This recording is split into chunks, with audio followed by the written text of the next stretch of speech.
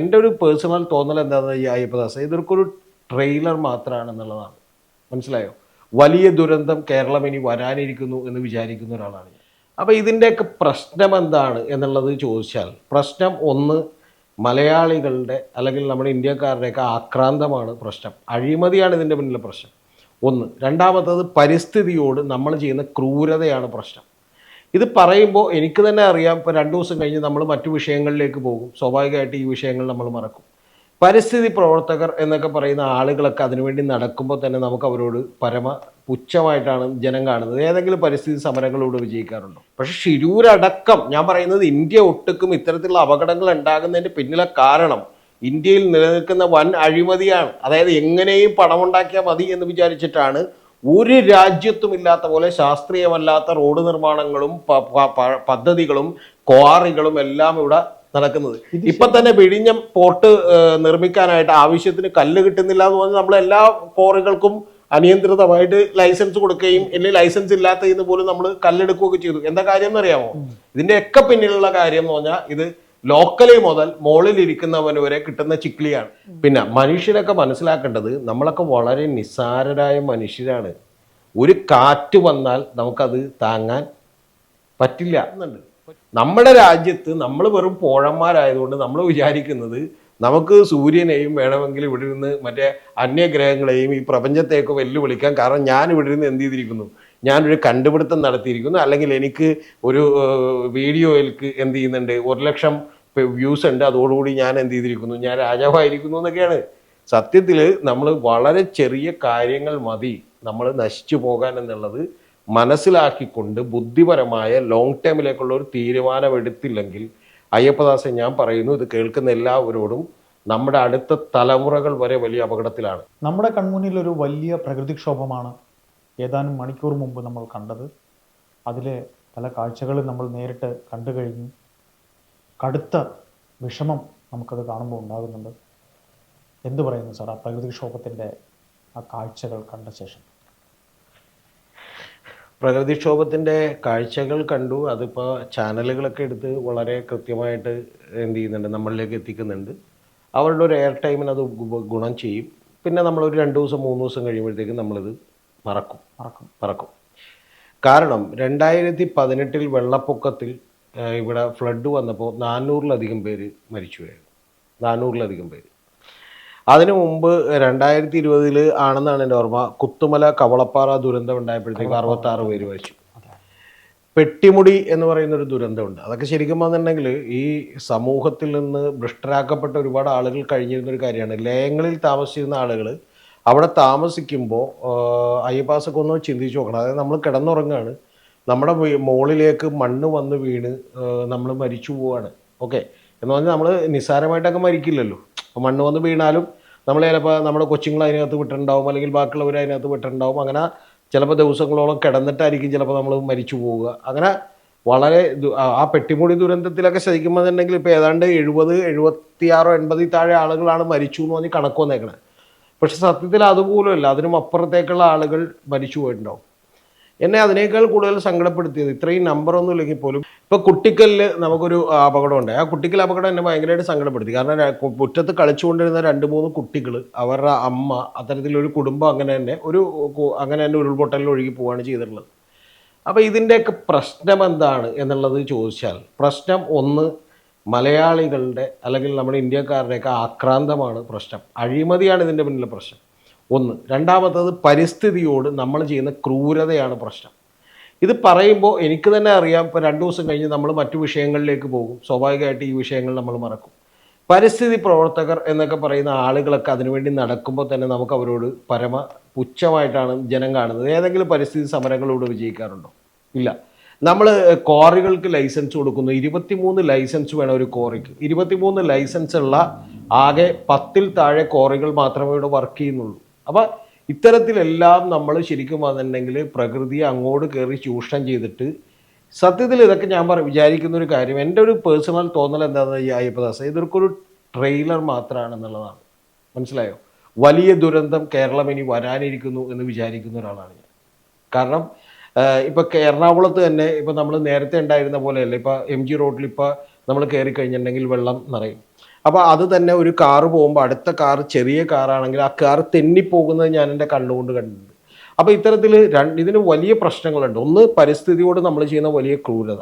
ആ ക്രൂരത കൊണ്ടിട്ട് ഇപ്പോൾ വയനാട്ടിലൊക്കെ തന്നെ എത്ര ദുരന്തങ്ങളായി ഉണ്ടായത് എന്ന് നമ്മൾ ആലോചിക്കണം. ഇപ്പോൾ കഴിഞ്ഞ തവണ ഒരു തവണ പോകുമ്പോൾ ഒരു ബൈക്കാരൻ ഇങ്ങനെ പോകുന്നു, ഞാൻ വീഡിയോ കണ്ടതാണ്. ഒരു കരിങ്കല്ലിൻ്റെ വലിയ കല്ല് നേരെ കൊണ്ടുവന്ന് ഈ ബൈക്കിലേക്ക് വീണിട്ട് ബൈക്കാരൻ അപ്പം തന്നെ മരിച്ചു പോകണമെന്ന് പറഞ്ഞാൽ അവൻ്റെ ജീവിതത്തിൽ അവനൊന്നും ശരിക്കും ചെയ്യാതിരിക്കുന്ന ഒരവസ്ഥയിൽ അവനൊരു പ്രതീക്ഷയുമായിട്ട് ചിലപ്പോൾ വീട്ടിലെ കുട്ടികൾക്ക് മിഠായി വാങ്ങിച്ചിട്ടോ അല്ലെങ്കിൽ എന്തെങ്കിലും അരി വാങ്ങിച്ചിട്ടോ ഒക്കെ വരാമെന്ന് പറഞ്ഞ് ബൈക്കിൽ പോകുന്ന ഒരുത്തനാണ് സംഭവിക്കുന്നത്. അപ്പം നാളെ നമ്മുടെ ജീവനൊന്നും ഒരു ഗ്യാരണ്ടി ഇല്ല. ആ ഗ്യാരണ്ടി ഇല്ലാത്തതിൻ്റെ കാരണം നമ്മുടെ ആക്രാന്തമാണ് എല്ലാവരുടെയും തന്നെ. അതായത് എന്ത് വൃത്തികേട് കാണിച്ചു, കോറി നടത്തിയോ, നാളെ ഭൂമി മറ്റേ കൈവെട്ടി പിടിച്ചോ, മറ്റേ കായൽ നികത്തിയോ, അല്ലെങ്കിൽ ബാക്കിയുള്ള എന്ത് ചെയ്തിട്ടാണെങ്കിലും നമുക്ക് എന്ത് ചെയ്താൽ മതി, നമുക്ക് പണം ഉണ്ടാക്കിയിട്ടുണ്ടെങ്കിൽ നമ്മൾ അവരെ ബഹുമാനത്തോടെ കാണും എന്നുള്ളത് കൊണ്ടാണ് ഈ പ്രശ്നങ്ങളെല്ലാം ഉണ്ടാകുന്നത്. നമ്മുടെ വലിയ ആക്രാന്തമാണ്. ഈ പെട്ടിമുടി ദുരന്തത്തിലൊക്കെ മരിച്ചുപോയ ലയങ്ങളിൽ താമസിക്കുന്ന ആളുകൾ ഏതാണ്ട് ഒരു 2-3 തലമുറയായിട്ട് അവിടെ താമസിക്കുന്നവരാണ്. അപ്പൊ അത്തരത്തിലുള്ള ആളുകളോട് പോലും ഒരു കരുണയില്ലാതെ പെരുമാറുന്നവരാണ് ഒന്ന്. പിന്നെ രണ്ടാമത്തെ പ്രശ്നം എന്താണ്? രണ്ടാമത്തെ പ്രശ്നം, അയ്യപ്പദാസെ, നമുക്ക് എന്തെങ്കിലും തരത്തിലുള്ള ഒരു പ്ലാനിങ് നമുക്കുണ്ടോ? അതായത് ഇപ്പോൾ ഒരു ഉദാഹരണം വന്നിട്ടുണ്ടെങ്കിൽ ഇപ്പോൾ MG റോഡിൽ 70 ഫീറ്റ് റോഡാണ്. ആ 70 ഫീറ്റ് റോഡായി പണിയാൻ തീരുമാനിച്ചപ്പോൾ അന്നത് 100 ഫീറ്റ് റോഡ് 100 അടി റോഡായി പണിയണം എന്ന് വിചാരിച്ചിരുന്ന ഒരു കാര്യമാണ്. പക്ഷെ അതിനെതിരെ എതിർപ്പുണ്ടായി. എന്തിനാണ് 100 അടി റോഡ് എന്നാണ് ചോദിച്ചത്. 100 അടി റോഡ് എന്തിനാണെന്നാണ് ചോദിച്ചത്. കാരണം എന്ന് വെച്ചാൽ ഇത്രയും വണ്ടിയല്ലേ ഉള്ളൂ എന്നാണ്. എന്ന് പറഞ്ഞാൽ നമ്മൾ ഒരിക്കലും ഒരു 20 കിലോമീറ്ററോ 30 കിലോമീറ്ററോ ഒക്കെ, അല്ല 30 കിലോമീറ്റർ അല്ല, സോറി, 20 കൊല്ലമോ 30 കൊല്ലമോ 50 കൊല്ലം കഴിഞ്ഞിട്ടുള്ള ഒരു ഡെവലപ്മെന്റ് നമ്മൾ ഒരിക്കലും മുന്നിൽ കാണാറില്ല. മനസ്സിലായോ? ഇപ്പൊ നമ്മള് ഈ പറയുന്ന ഫോർട്ട് കൊച്ചിയിലെ ഒരു പാലം പണിത് വെച്ചിട്ടുണ്ട്. അതായത് ഒരു BOT പാലം ഉണ്ടായിരുന്നു, അതിന്റെ പാരലായിട്ടൊരു പാലം പണിത് വെച്ചിട്ടുണ്ട്. പാലം പണിതു എന്നൊക്കെ സന്തോഷിച്ച് നമ്മൾ ആ പാലത്തിലേക്ക് നോക്കുമ്പോൾ നമ്മൾ ഞെട്ടിപ്പോവാണ്. കാരണം ആ പാലം പോലും വലിയ വീതിയില്ലാതെ പണിത് വെച്ച ഒരു പാലമാണ്. അപ്പൊ ഇത്തരത്തില് നമ്മൾ യാതൊരുവിധ മറ്റേ മുൻധാരണകളും ഇല്ലാതെ ഒരു, ഞാനിപ്പോൾ പ്രോബബിലിറ്റി എന്ന് പറഞ്ഞ ചാപ്റ്ററൊക്കെ ഞാൻ പഠിപ്പിച്ചിട്ടുണ്ട് മാത്സിൽ. അപ്പോൾ ഞാൻ പലപ്പോഴും പറഞ്ഞിട്ടുണ്ട് ഈ 70 ഫീറ്റ് റോഡിൻ്റെ കാര്യം. ഞാൻ 5 കൊല്ലമായിട്ട് പറയുന്ന ഏറ്റവും വലിയ എക്സാമ്പിളാണ്. അതായത് നമ്മൾ വിചാരിച്ച എന്തിനാണ് ഇപ്പോൾ ഒരു 100 ഫീറ്റ് റോഡ്, വല്ലപ്പോഴും അല്ല വണ്ടി പോകണം, എന്തിനാ 70 അടി റോഡ് മതി എന്ന് പറഞ്ഞിട്ടാണ് ആ റോഡ് അങ്ങനെ ആയത്. ശരിക്കും പറഞ്ഞാൽ സത്യത്തിൽ ഇപ്പം എന്താണ്, ഇപ്പം ശരിക്കും അത് 2 അടി ഉണ്ടെങ്കിൽ പോലും തികയൂല. നമ്മളിവിടെ ഉണ്ടാകുന്ന ആക്സിഡന്റുകളിൽ റോഡുകളെല്ലാം വൺ വേ ആക്കി ആക്സിഡന്റുകൾ കുറയും, പക്ഷെ ഇതുണ്ടാവില്ല. ഇതിന്റെ എല്ലാത്തിന്റെ പിന്നിലുള്ള കാര്യം എന്താണെന്നറിയാമോ? വലിയ അഴിമതിയാണ്. നമുക്ക് ചില കാര്യങ്ങളിൽ നമ്മൾ ഭയങ്കര ബുദ്ധിമാന്മാരാണ്, കേരളീയർ ഭയങ്കര പ്രബുദ്ധരാണെന്നൊക്കെ പറഞ്ഞ് നമ്മളെ പുകഴ്ത്തി പറ്റിക്കുകയാണ് നമ്മുടെ ഭരണകൂടമൊക്കെ ചെയ്യുന്നത്. നമ്മളൊരു പ്രബുദ്ധരും അല്ല. സത്യത്തിൽ മറിയ എന്ന് പറയുന്ന ഒരു പെൺകുട്ടിയൊക്കെ എൻ്റെ കസിൻ്റെ വീട്ടിൽ, അതായത് എൻ്റെ ഒരു അമ്മയുടെ അനിയത്തിയുടെ വീട്ടിൽ അവർ ഒരു കുറച്ച് നാളും താമസിച്ചിരുന്നു. അതായത് വിദേശികളാണ്, ന്യൂയോർക്കിൽ നിന്നും അമേരിക്ക എന്നുള്ള 2 പേരാണ്. അപ്പോൾ അവരന്ന് തന്നെ എന്നോട് ചോദിച്ചിട്ടുണ്ട്. അവരന്ന് തന്നെ എന്നോട് ചോദിച്ചൊരു വാചകം എന്ന് പറഞ്ഞിട്ടുണ്ടെങ്കിൽ, നിങ്ങൾ എത്ര സുന്ദരന്മാരായ, എത്ര ഇന്റലക്ച്വലായ മനുഷ്യരാണ്. ഇപ്പം നിങ്ങളെയൊക്കെ പരിചയപ്പെട്ടു, ഇപ്പോൾ എൻ്റെ ബ്രദറിനെയൊക്കെ പരിചയപ്പെട്ടു, എന്നെ പരിചയപ്പെട്ടു, എൻ്റെ കസിൻസിനെ എല്ലാവരെയും പരിചയപ്പെട്ടു. അപ്പോൾ അത് ചോദിച്ചു, പക്ഷെ എന്നിട്ട് ഈ നാട് എന്താണ് ഇങ്ങനെ കിടക്കുന്നത് എന്നവർ ചോദിച്ചിട്ടുണ്ട്. മാലിന്യ സംസ്കരണത്തിൻ്റെ കാര്യത്തിൽ ഈ പ്രകൃതിയോട് നമ്മൾ ചെയ്യുന്നത് അങ്ങേയറ്റത്തെ ക്രൂരതയാണ്. നമ്മൾ സ്ഥലം കയ്യേറുകയാണ് ചെയ്യുന്നത്. ഇപ്പം തന്നെ ഈ മാലിന്യ പ്രശ്നം വന്ന് ജോയി മരിച്ചല്ലോ, നമുക്കത് ടെമ്പററി ഉള്ള ഫീലിംഗ് മാത്രമേ ഉള്ളൂ. മനസ്സിലായോ? അത് ശരിക്കും പറഞ്ഞിട്ടുണ്ടെങ്കിൽ ബിജു രമേശിന്റെ ഒരു ബിൽഡിങ് കാളയുടെ മുകളിൽ പണിതിരിക്കുന്ന സമയത്താണ് ശരിക്കും പറഞ്ഞിട്ടുണ്ടെങ്കിൽ ഓപ്പറേഷൻ അനന്ത് അവിടെ സ്റ്റോപ്പ് ചെയ്യേണ്ടി വന്നത്. ഇനി ബൈപ്പാസിനോട് ഞാൻ പറയുന്നു, എറണാകുളത്തുള്ള സൗത്തിലേക്കുള്ള പാലം നമ്മൾ എന്തുകൊണ്ടാണ് പുതുക്കി പണിയാത്തതെന്ന് ചോദിച്ചിട്ടുണ്ടെങ്കിൽ, ഈ കേരളത്തിലെ പ്രമുഖനായിട്ടുള്ള ഒരു കോൺട്രാക്ടർക്ക് അതിന്റെ സൈഡിൽ സ്ഥലമുള്ളത് കൊണ്ടാണ്. താങ്കൾക്ക് വിശ്വസിക്കാൻ പറ്റുമോ? അപ്പൊ അത്തരത്തിൽ നമ്മൾ ഒരു തരത്തിലും സാധാരണക്കാരായ, കാരണം നമ്മുടെ വിചാരം എന്ന് പറഞ്ഞാൽ ഇതൊന്നും നമ്മളെ ഭാവിയിൽ ബാധിക്കില്ല, പാവപ്പെട്ട ആളുകളെ ബാധിക്കുള്ളൂ എന്നാണ്. അല്ല, ഇപ്പൊ നാളെ മുല്ലപ്പെരിയാർ 87ഓളം ഡാമുകൾ ഉണ്ടെന്ന് പറഞ്ഞു. ആ മുല്ലപ്പെരിയാർ പൊട്ടിയാൽ പ്രകൃതി ഇതെല്ലാം തിരിച്ചു പിടിക്കും എന്നുള്ള കാര്യം 100% ഉറപ്പാണ്. അപ്പൊ അതങ്ങനെ തിരിച്ചു പിടിക്കുമ്പോൾ ഇതുപോലെയുള്ള പാവപ്പെട്ട ജീവിതങ്ങൾ ഇന്ന് തന്നെ ഇപ്പൊ എന്താണ് സംഭവിക്കുന്നത്? ഏതാണ്ട് 96 പേരായി, 100 പേരിൽ കൂടുതൽ എന്തായാലും മരിക്കും.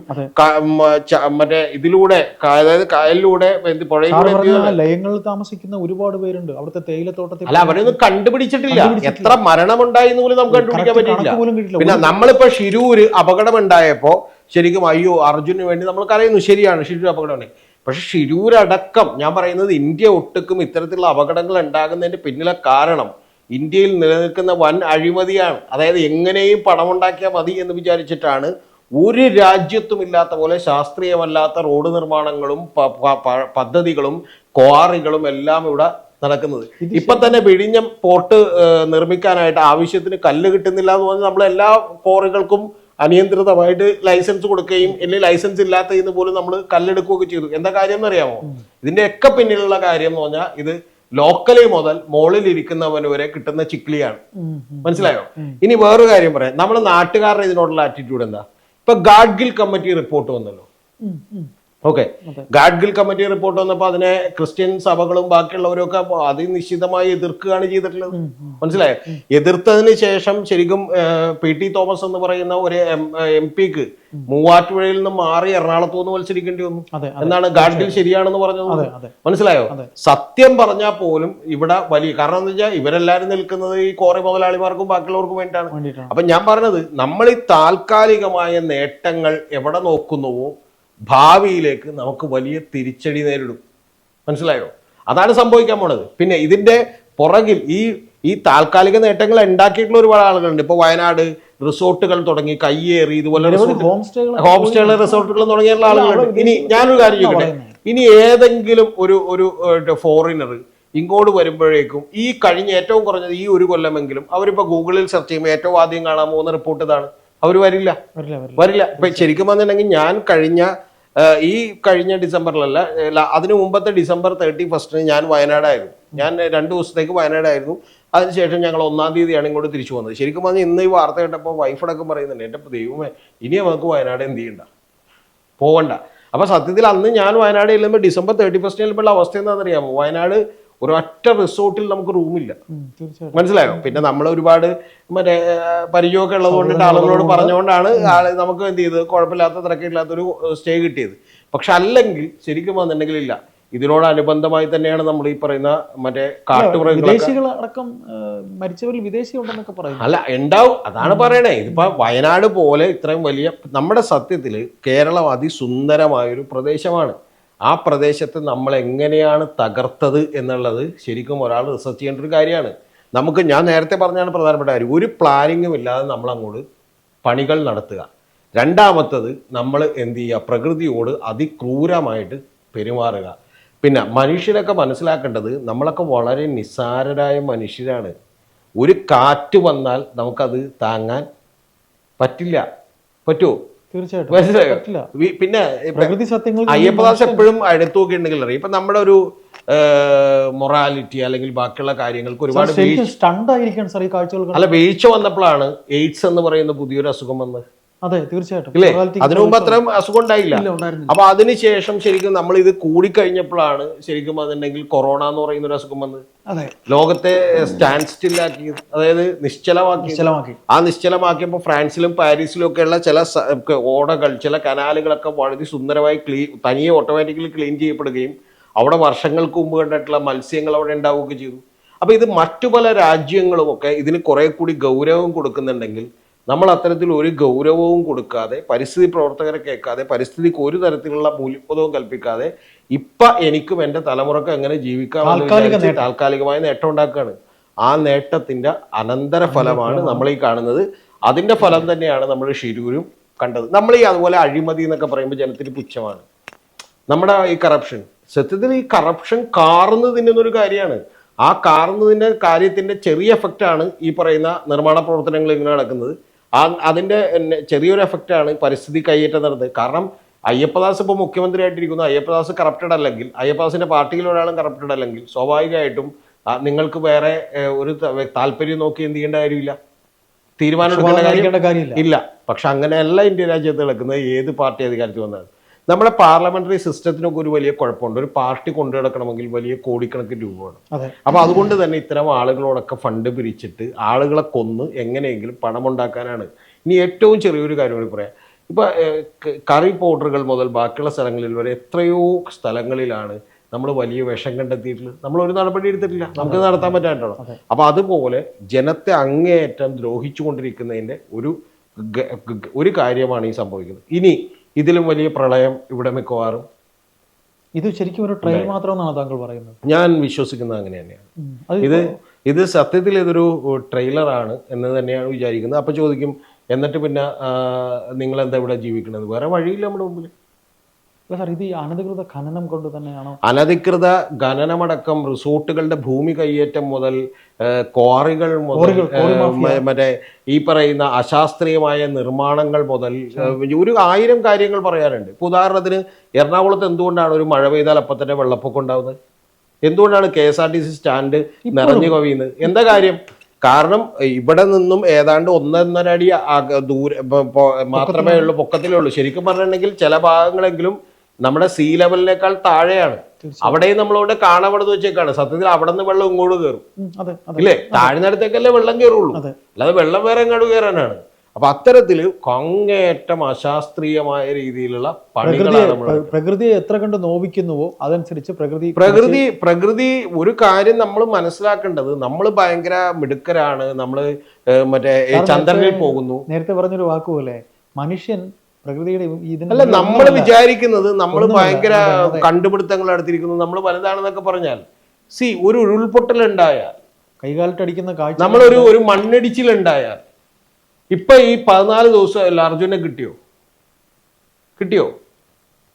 അതിഭീകര കാഴ്ചകളാണ്. അപ്പൊ അത് ഓക്കെ, നേവിയുടെ ഡൈവേഴ്സ് ഉണ്ടായല്ലോ, വെള്ളത്തിലൊക്കെ ഇറങ്ങിയിട്ട് ലോറി ലൊക്കേറ്റ് ചെയ്തിട്ട് അത് ചെന്ന് നോക്കാൻ പറ്റുമോ? എവിടെയാണെന്ന് പോലും നോക്കാൻ പോലും പറ്റിയിട്ടില്ല. അപ്പൊ അത് നമ്മൾ ചിന്തിക്കുന്നതിനും അപ്പുറത്താണ് the force of the nature എന്നൊക്കെ പറയും. ഇതൊക്കെ നേരത്തെ മനസ്സിലാക്കിയിട്ടില്ല. ഇപ്പൊ ഗ്രേറ്റ തുംബർഗ് പോലെയുള്ള ചില പരിസ്ഥിതി ശാസ്ത്രജ്ഞരൊക്കെ സ്വീഡനിലൊക്കെ ഇതിനു വേണ്ടിയിട്ട് ഇപ്പൊ വിമാനങ്ങളുടെ ഉള്ള പൊല്യൂഷൻ, ഇതിനെക്കുറിച്ചൊക്കെ വലിയ രീതിയിൽ ഗ്ലോബൽ വാർമിംഗ്, ഇതിനെക്കുറിച്ചൊക്കെ അവർ വലിയ സംവാദം നടത്തുന്നുണ്ട്.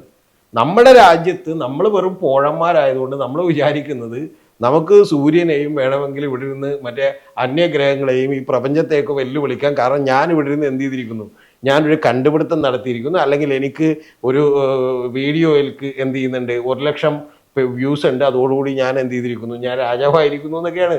സത്യത്തിൽ നമ്മൾ വളരെ ചെറിയ കാര്യങ്ങൾ മതി നമ്മൾ നശിച്ചു പോകാൻ എന്നുള്ളത് മനസ്സിലാക്കിക്കൊണ്ട് ബുദ്ധിപരമായ ലോങ് ടേമിലേക്കുള്ള ഒരു തീരുമാനമെടുത്തില്ലെങ്കിൽ അയ്യപ്പദാസൻ, ഞാൻ പറയുന്നു, ഇത് കേൾക്കുന്ന എല്ലാവരോടും, നമ്മുടെ അടുത്ത തലമുറകൾ വരെ വലിയ അപകടത്തിലാണ്. അപ്പം നമുക്ക് എന്തെങ്കിലും സംഭവിച്ചാൽ നമുക്ക് താങ്ങാൻ കഴിയുന്നതിനേക്കാൾ 500 ഇരട്ടിയായിരിക്കും എന്ത് ചെയ്യുക നമ്മുടെ അടുത്ത തലമുറ, അല്ലേ? ഇപ്പൊ അർജുന് സംഭവിക്കുന്നത് കാണേണ്ടി വരുന്ന അർജുന്റെ അമ്മയുടെയും അച്ഛന്റെയും അതുപോലെ ബാക്കിയുള്ളവരുടെയൊക്കെ അവസ്ഥ എന്താണ്, മനസ്സിലായോ?